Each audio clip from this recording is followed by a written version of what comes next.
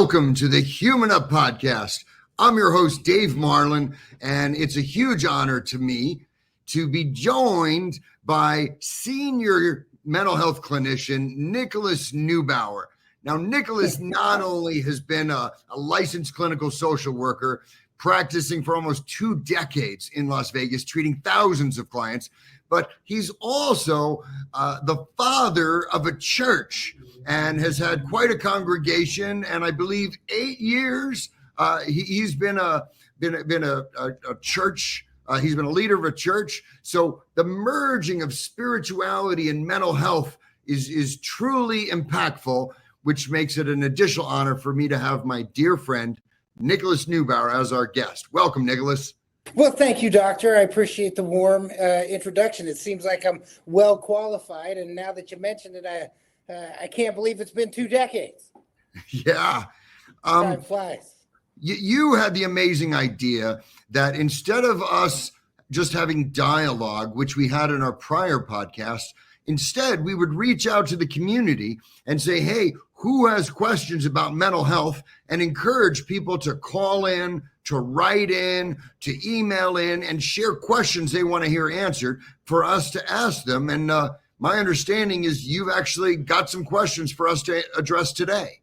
Absolutely. This concept comes from all my formative years of watching Frasier and listening to Dr. Laura when I was a valet attendant. So this is something that I always wanted to do, and I appreciate you creating an opportunity for us to be able to dive into this subject matter and to be able to have the experience. Well, speaking of dive in, what's the first question? All right. First question. When someone feels stuck in life, anxious, numb, or disconnected, where do you suggest that they begin? Well, that's a good one. And that is a good one.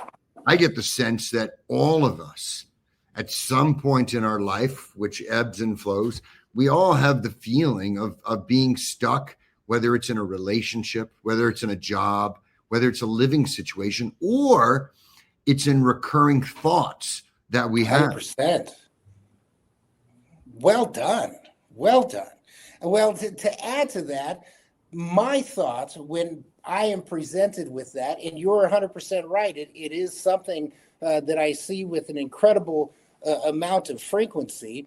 More often than not, the person knows exactly what is going on with them and why they are stuck. What seems to be the case in most instances is that the person simply does not like that they are stuck, nor do they like the circumstances that are causing them to feel stuck. And in many cases, they either don't want to address it or they're incredibly anxious about either addressing it or the outcomes in which their brain has projected are going to be true if they choose to act. Agreed. To me, the fact that we're both licensed mental health professionals who people make an appointment and come visit with us, it really it epitomizes the power of having a second person who could empathetically and compassionately listen and then help you work through that stuckness. 100%. I spent most of my career now helping over 10,000 people address a substance use disorder. And many times they'll come to me and say, oh, Dave, thank you so much for helping me break free from the addiction. And while I appreciate the accolades, I actually am just a facilitator, and I help them do the work to get unstuck. I suspect it's the same thing with an array of mental health conditions or stuckness. Absolutely. And look, honestly, I don't mean to be overly simplistic, but if my 45,000 hours of face-to-face time doing just this have taught me anything, it is that it is usually the simplest as opposed to the complex that is the best place to start in trying to support somebody for whatever it is that brings them in front of me, if that makes sense. And also, too, within that same 45,000 hours, to directly answer this question, you can't do anything about it until you identify what the problem is, if that makes sense. Oh, totally. You got to, that we say the first step of recovery is acknowledging that it's a problem. So when I have a person who, really likes to drink alcohol and they're looking to help address this problem with me, the idea of stopping drinking, it's usually they're working 6 or 7 different ways to address the problem without stopping. And it really makes all the problems that come along with it particularly challenging. No, without a doubt, because look, those compulsive behaviors that you describe, that's where you get anxious, numb, and disconnected. And the reality of it is, there you are, you're compulsively doing all of these things to try to offset that sense of being stuck. And you're doing much more harm than good. Meanwhile, the problem itself, unidentified and unaddressed, continues to grow and continues to cause the harm that it's caused that got you there. So we both agree that the first step is to help define the problem. We also have teed off the fact that reaching out to a mental health professional to help process it with them could also be a really good tool to help people break through from this stuckness. 1,000%. And look, can you go to family and friends and people that you trust in your life and have a conversation about what you're experiencing? I wouldn't discourage that one bit. It is a wonderful place to start, but I would highlight, as powerful as a mechanism it is and cathartic as it can be to share, to just encourage people to take that extra step, make an appointment with a mental health professional, because the difference that you're going to get is that you will not be receiving advice and you will not be receiving feedback specific to your problem that is emotionally or practically charged from somebody who has whatever interest they have in your life.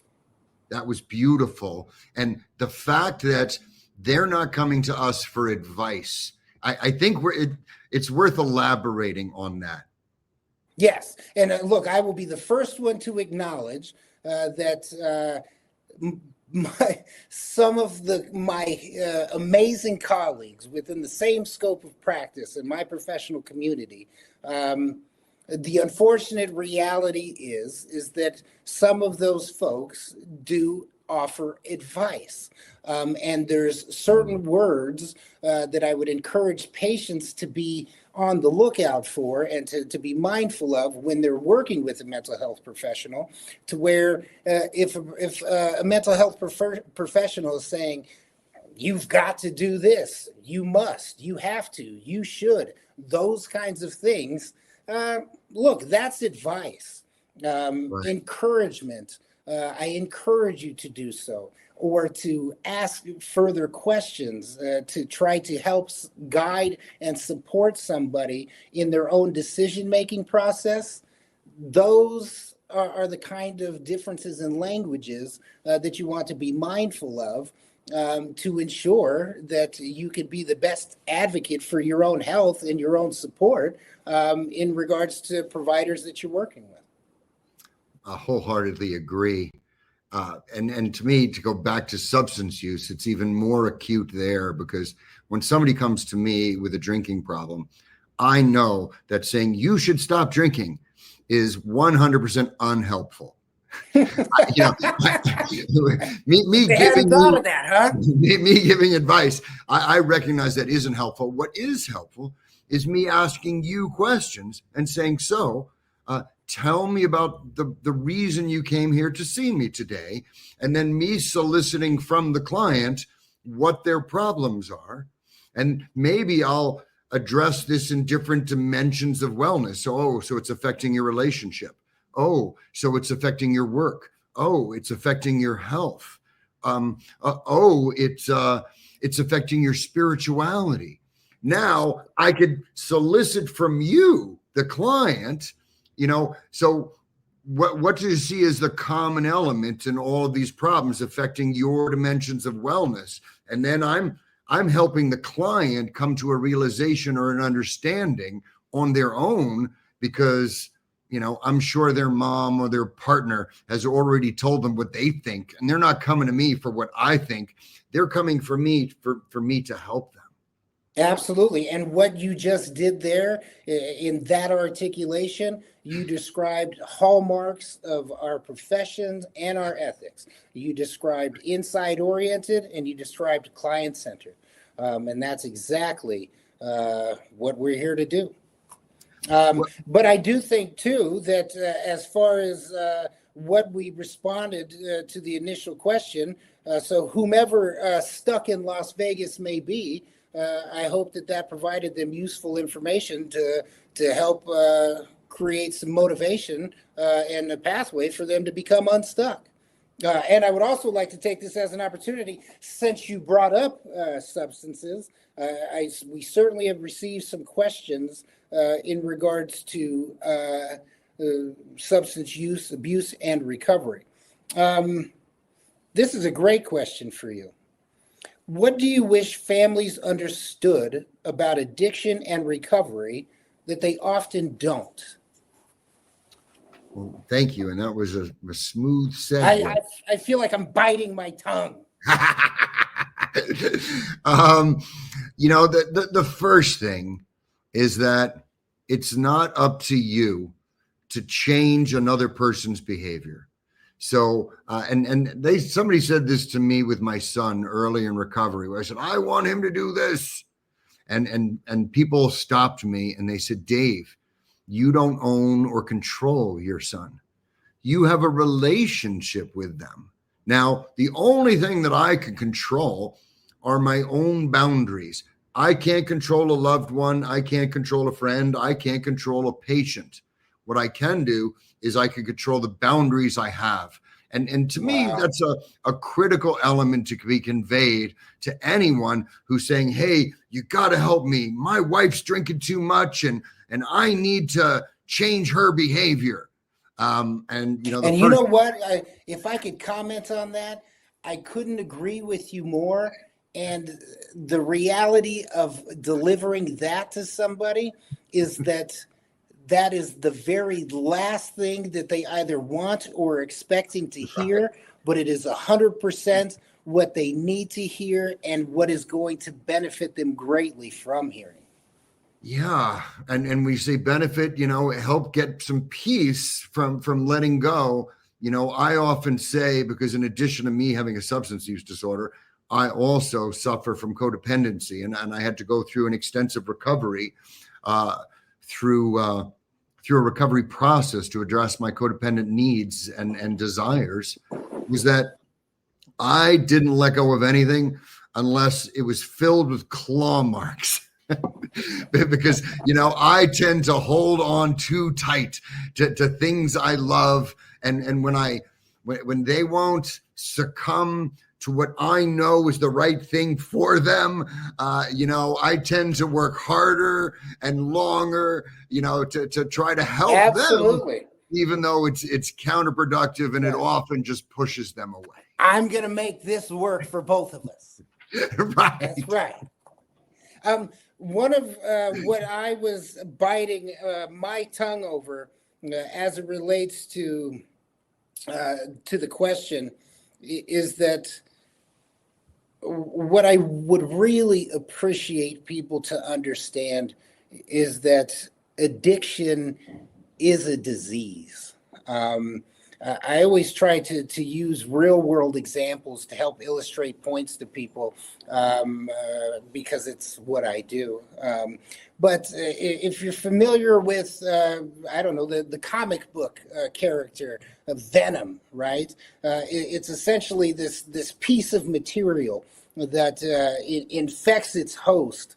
And then the host is now under the influence of this other entity that makes decisions and puts the host in precarious situations or essentially causes harm and just overrides the organism in which it's embodied. And that is exactly what addiction is. Oftentimes, families, people who are in support roles with people who are suffering from addiction, they They simply see it as that the person has a behavioral problem.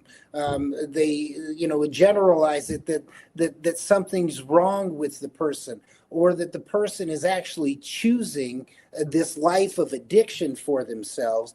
And they make judgments about the person as opposed to understanding the disease. So when I'm working with families, when I'm working with people with substance abuse or use disorders, I always want to emphasize the physiological model, the disease model of addiction, to where I can create that platform, that construct of understanding, to where it allows us to look at what it is that we're dealing with through the lens of it not being a person making a bad personal decision and that the person is bad themselves, that this is your loved one. This is the person that you have known, loved, and shared a life with that is simply suffering from a very complex disease that requires treatment, care, patience, boundaries, a lot of other things that are incredibly challenging in the work of having a relationship and trying to support somebody to getting sober, to getting well. I agreed. I like your venom analogy. I haven't used that one. I have two that I want to insert here. One is when I was about 11 years old, I swam out to a sandbar with my friend Michael, and it was a long swim. And when I got to the sandbar, Michael, who is much bigger than me, he decided to play a bully game and hold me underneath the water. And I was like, it just barely made it there, and was like, I was struggling. And when my buddy held me underneath the water, even though he was a dear friend, I loved Mike. However, I started punching him and kicking him. And if necessary, I would have lied to him. I would have done anything I could to get what I need, because I am physiologically dependent on oxygen. That's right. Now, I have seen thousands of children and husbands and wives come into me for treatment, and I realized very quickly that they are physically dependent on alcohol or opioids or something. And then we have a loved one who's saying, why are they lying to me? Why are they kicking or punching or stealing from me, feeling like a victim? And then I have to explain that my buddy Michael, me punching them with all my might, did not degrade that I still loved him. But gosh darn, I was going to go get some of that physiologically dependent oxygen, that I needed. And my thought about him was secondary. And I recognize that many of our clients come in, particularly with the opiate use disorders, that they need those opiates every day. And if they have to lie to you, steal from you, or punch you, that they didn't want to do it. It's just, that was a first order of importance that they needed to engage in. And you also hedged a little bit when you said, what do these people need? And you said they need support and boundaries. And to me, the only thing a person with a substance use disorder needs is treatment. Treatment is effective for helping people get well. And if you have a loved one who is addicted, they are physiologically dependent on a substance, the only thing they need is transportation to treatment, because you have to get them to a place that could use this disease model and a medical system to help get them well. Well, doctor, surprise, surprise, the way that you speak, you sound like a subject matter expert. And also, too, if you don't mind, I will go ahead and never mention venom again. I'm going to use the swimming out to the dock with Michael story moving forward. Look, I definitely think we have a knack, and we're in the right field. We're on the right track. Stuck in Las Vegas certainly got what they needed, and whoever provided us that question, that's a wonderful answer. I'm going to go ahead and move us into something a bit closer to the heart. How about that? In your experience, what makes a relationship truly resilient during times of stress or loss? Oh, that's a good one. And to me, relationships go through stages. And having been in a relationship for many years, I recognize that there's this romantic kind of enthralled stage that over time, years, transitions into a partner, and I like to call it the friend stage, but really having a trusted friendship. And I think it's important which stage that you're in, but because I recognize that those change. But if you're with a long-term person and you're going through some hard times, I would use the typical responses of you should communicate, letting your partner know, and I'm as guilty of this at home as anybody, where I'll be under a ton of stress and it'll take days or weeks or months of me carrying the burden before my partner will say, hey, what's going on? You've been shut down for months. And then I'll talk about it. And once I do, almost never do they say, well, gosh darn you, how dare you get into financial hardship, or how dare you have trouble at work. They don't bite me or bark at me at all. What they do is say, oh, thanks for sharing, because I was thinking you didn't love me anymore. I was thinking that Understood. There was other problems. So, letting them know, and kind of going back to your first pearl of this podcast was helping identify the problem. When you have a problem, finances or security or some fear, sharing that with your partner so they know, so they could be supportive, they could be understanding, and they could help you walk through that. That's really important. I love that. What I would like to add to that, if I could, is that when you speak of resiliency in relationships, look, no matter how much you love somebody, or how simpatico, or a good match, or even the odd couple, they come in all shape and forms. Our relationships, look, they're nuanced, but they're incredibly powerful influences in our lives.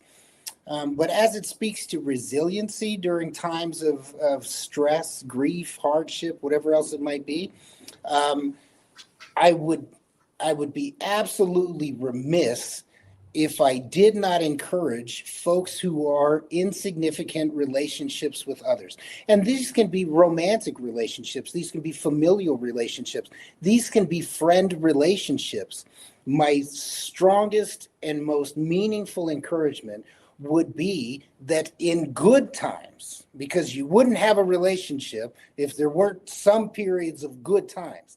In the good times, in the down times, when everything is fine, communicate with one another about, hey, when we're in a stressful situation, or if I'm feeling disconnected, or if something significant happens in my life, this is my preference in which how I would like you to support me, and vice versa. How would you like to be supported? Because the way that I like to be supported when I'm going through whatever I'm going through, that is not the way that my wife likes to be supported when she goes through whatever it is that she's going through. So what can happen, which only makes matters worse, is that if I'm going through something and my wife is supporting me as though she likes to be supported, it's antagonistic to me and it's frustrating to her. It's almost like a love language kind of vibe. So again, the encouragement is to have those conversations in good times, because once you get to the hardship, it's too late. And now we're just trying to throw pickles at the window to see what sticks, to try to mitigate, whatever the potential damages could be, when we could be effectively supporting one another. Outside of that, it is always a good opportunity when we don't do things the best way the first time, or reasonable argument, we fail. So if we are in a relationship and we've been through something difficult, and you know what, we didn't handle it the best, it turned into a larger blowout or whatever else it might have been, well, as soon as the water's calm and the sky's clear, which they always do, that creates a perfect opportunity again in the midst of returning calmness to say, hey, let's look back at what we didn't do great and why things got so sideways. How could we learn from, the not best attempts? What can our takeaways be to where when inevitably we are in these circumstances again, how could we be better? And use that as an opportunity for growth, which that is always what is going to keep a relationship resilient, fresh, and healthy. You have to grow together. I love that. I recall having some of my psychology categorized with my partner and realizing that, I might be an 8, but she's a 3. And recognizing, as you talked, that what might be the way your wife wants to be comforted when things are not going well, that might be the opposite that you want. While if times are stressful, my wife might want me to give her the credit card and say, hey, go shopping. While if I'm not having a good day, if you told me to go shopping, I would see that as an act of war. Absolutely. It's the last thing I would want to do. So recognizing that we have different psychologies, that's right, and different drivers for us. That was very good advice. Any tools you would recommend for couples to be able to help determine what their psychological archetype might be? Oh, yeah. I mean, since you brought up archetype, we could always start with Jungian masks. A Google search could those are pearls from Carl Jung that do archetypes. That's very literal. That's how Jungian broke his down. Other methods would be, the test that Briggs Stratton, is that it, or is that a lawnmower company? The one that gives you the dimension. Myers-Briggs. Myers-Briggs. I apologize. I always got it mixed up. Myers-Briggs is great, but there's multiple personality instruments that are available out there. Everything from left brain, right brain to I'm a blue and I'm a green, those kinds of things. But my encouragement with any of those instruments is to, before you dive in and take it as the gospel, understand a bit about the instrument, and also to do take it with a grain of salt, just like anything you would research online. Use your own critical thinking and use it as a tool, not as the gospel.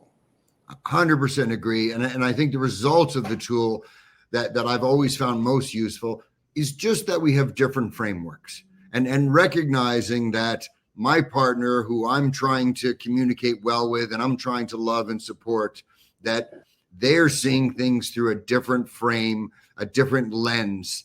And any of those tests, just the fact that when you took the same tests about our moods and our attitudes and our perspectives, that we answer the same questions, but we come up with different scores, that helps identify that, all of us are the summation of our both our genetics and all of our experiences, and all of us are unique and different. 1,000%. All right. So look, you and I, beacons of healthy relationships. How about that? I'm gonna call Brooke after this and let her know how healthy I am. All right, doctor. So let me ask you this: how can we tell the difference between everyday stress and something that might need professional attention? And I guess let me open it up again. Doctor, how can we tell between, what what if I'm just being quote unquote normal, if that exists? Um, and what if it is actually time for me to, should I go see somebody? How can I tell? I really like going through those wellness dimensions that I mentioned. And I'd say, is it affecting your sleep? Are you sleeping through the night? Are you eating healthy? Well-balanced meals? Are you going to work? Are you on time for work and you're performing well? Is your relationship good? Do you have a good relationship with your partner, according to, you and your partner? Do you feel like you have a real spiritual connection? Are you enhancing your spirituality? If you're wondering or concerned that your stress is making you late for work, or it's not having you sleep well, or it's harming some of your relationships because you're stressing, well, the amount that it's affecting your activities of daily life, those are the indicators of whether or not it's time to see an expert to get some help to help address those symptoms. Well, doctor, spoken like a true psychologist, I don't even think that the DSM says it any better. Uh, Look, I have nothing to add. I would just say that almost like Final Jeopardy, you're correct. That answer is right. I'm not going to let you off the hook that easy, because Yes. I know, you've helped patients that I've known, that I've sent to you to help address a pervasive stress, disorder. And that, these are upstanding, highly successful people.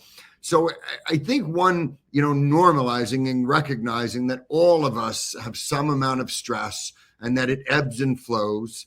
And it's not, I guess it's important to identify it, but once it's identified, what are some tools, or what are some pearls that you utilize to help them? Well, look, as far as once you get to the identification component, and look, I really do. I try to be patient with that process, right? Because there is a spectrum of folks, and it's always, what works well with one patient might not work well with another.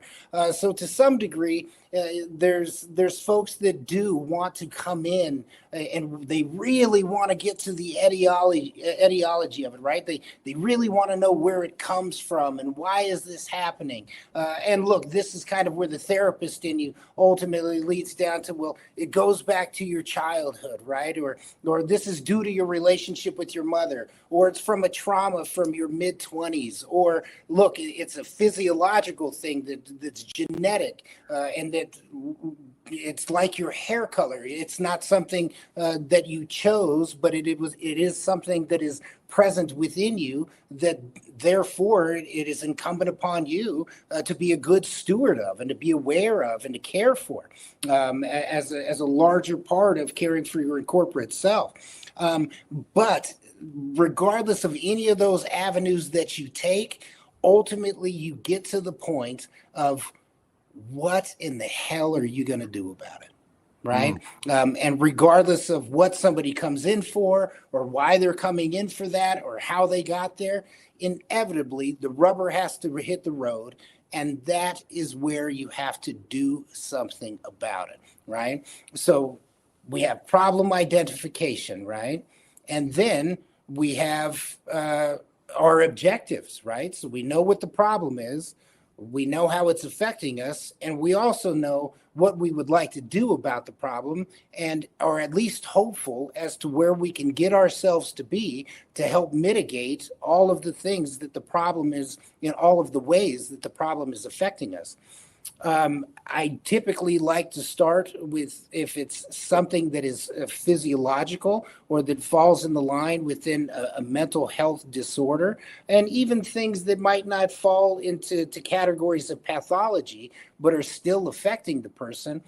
I do think that it is always constructive to start by creating a platform of dialogue with the patient to where, okay, we identified the problem, but we also then want to identify and understand how it is affecting that particular person so that they can recognize the things that are occurring within the behavior of their thought or the outward behavior of their lives, the choices that they're making, how they respond and react in certain situations, so we can hold accountable what things belong to whatever it is that might be afflicting us.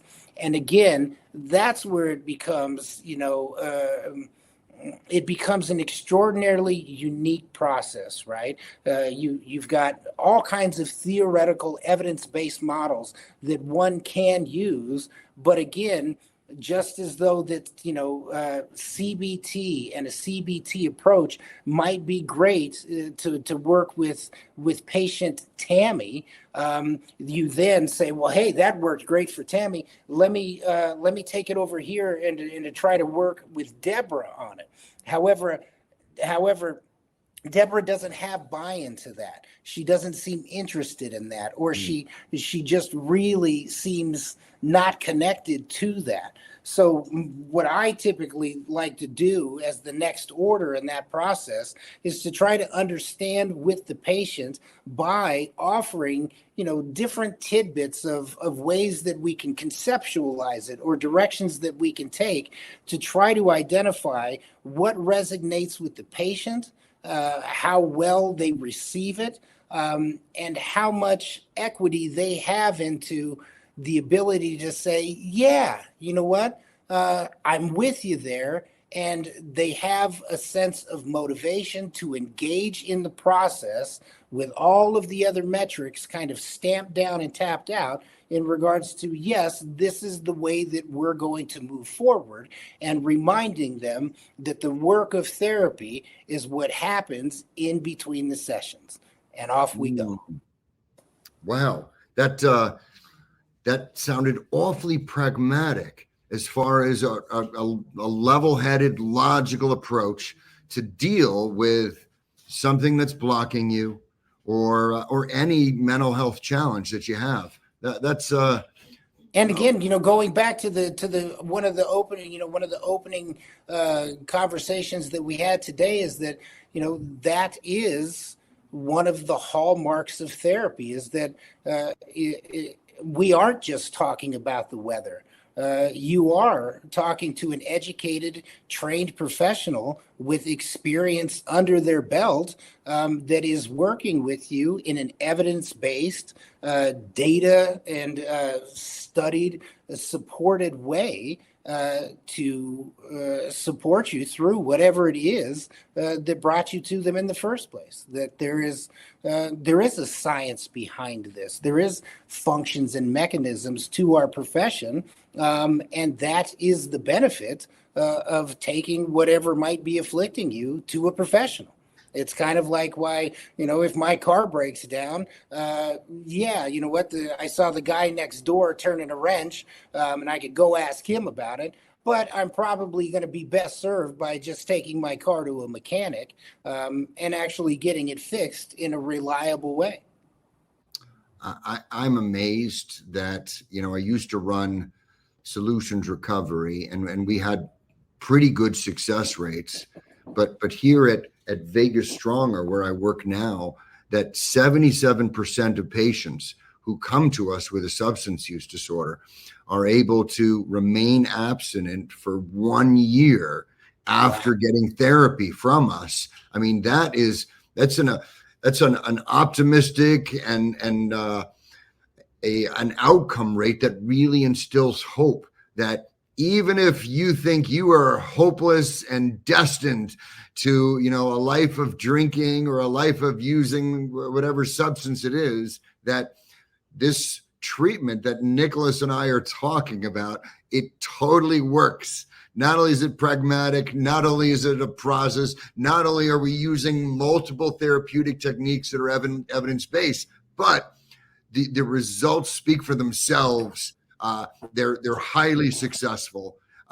Nicholas, how could people get in touch with you, and how could people get questions to you to add so we could address these in our next episode?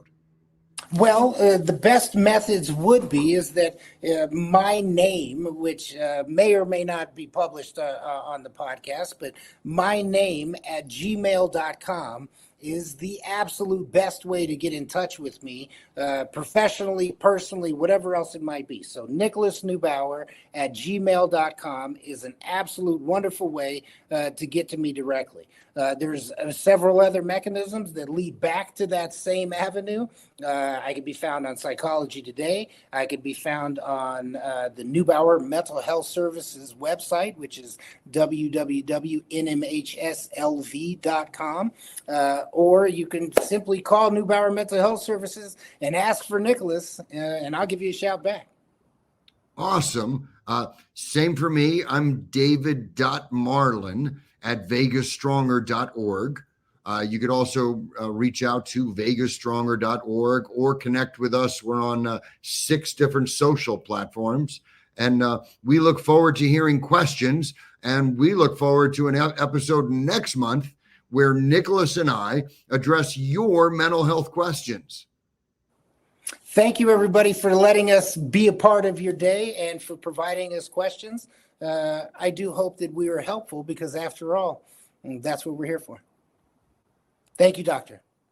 Thank you, Nicholas.